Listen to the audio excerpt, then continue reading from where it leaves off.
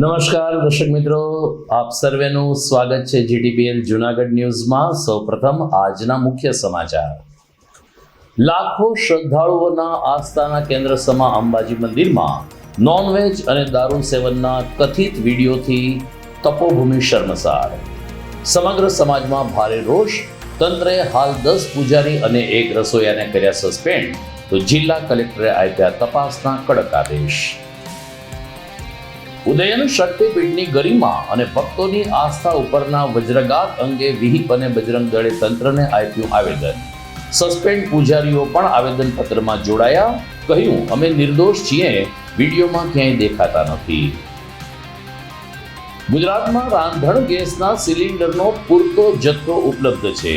ખોટી અફવાથી ન ડરવા જિલ્લા પુરવઠા અધિકારીની અપીલ। કાળા બજારિયાઓ સામે પણ કડક હાથે કામ લેવાશે। અને જૂનાગઢનું ગ્રામોદ્યોગ મંદિર સાચા અર્થમાં ગાંધી વિચારધારાને અનુસરે છે।